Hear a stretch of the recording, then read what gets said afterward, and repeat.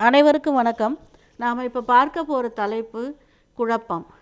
நம் மனதில் தினம் தினம், ஏன் நேரத்திற்கு நேரம், மணிக்கு மணி, நிமிடத்திற்கு நிமிடம் ஏதோ ஒன்றை நொடிக்கு நொடி நினைத்து நினைத்து, சிந்தித்து சிந்தித்து, யோசித்து யோசித்து ஒரு நொடி கூட நாம் அமைதியாய் இருப்பதில்லை.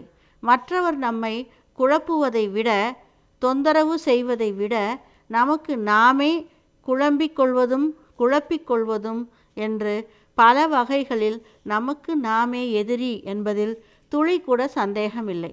கண்ணதாசன் சொல்கிறார், மனிதனின் மனம் போகும் வேகம் மனிதனின் கால்கள் போகுமா என்று.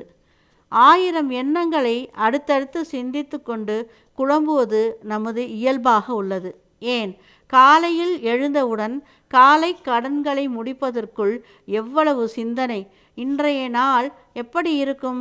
என்ன வேலையை முதலில் செய்வது? செய்யலாமா வேண்டாமா? இன்று ஓய்வெடுத்து கொள்ளலாமா? இந்த ட்ரெஸ் போடலாமா அந்த ட்ரெஸ் போடலாமா? இதை சாப்பிடலாமா வேண்டாமா என சாதாரண டெய்லி ரொட்டீன் வேலைகளையே பலவாறாக யோசிக்கிறோம்.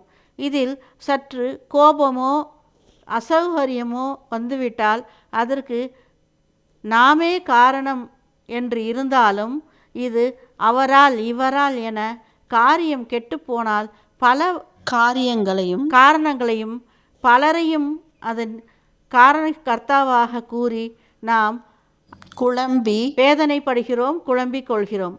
அதே நல்ல விதமாக நடந்துவிட்டால் இதற்கு காரணம் நான் தான் என்று நம்மை நாமே ஏற்றத்தில் வைத்து பெருமை கொள்கிறோம்.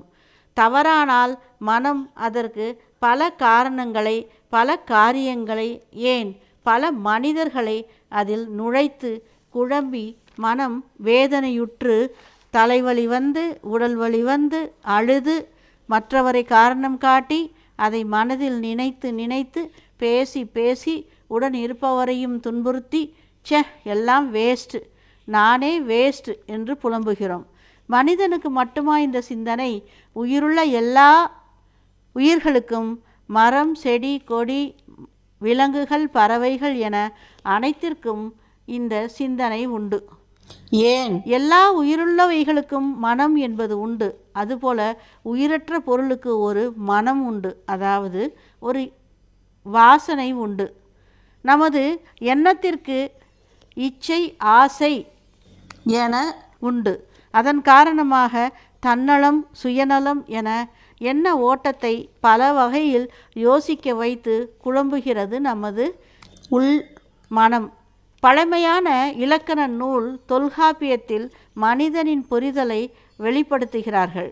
1 அறிவது உற்று அறிவது, 2 அறிவதுவே அதனோடு நாவே, 3 அறிவதுவே அவற்றோடு மூக்கே, 4 அறிவதுவே அவற்றோடு கண்ணே, 5 அறிவதுவே அவற்றோடு செவியே, 6 அறிவதுவே அவற்றோடு மனனே.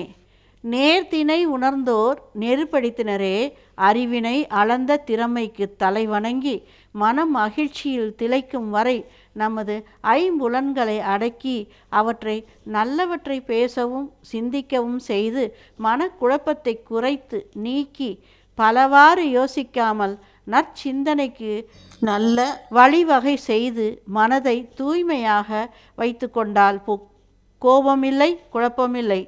நடப்பவை எல்லாம் நன்மைக்கே என்று எண்ணி குழப்பத்திற்கு இடம் கொடுக்காமல் தூய சிந்தனைகள் மனதில் நிறைய தூய்மையான மனதால் அன்பை நிரப்புவோம். யோசனை என்பதும் எண்ணம் எண்ணுவது என்பதும் வேறு, சிந்தனை என்பது வேறு.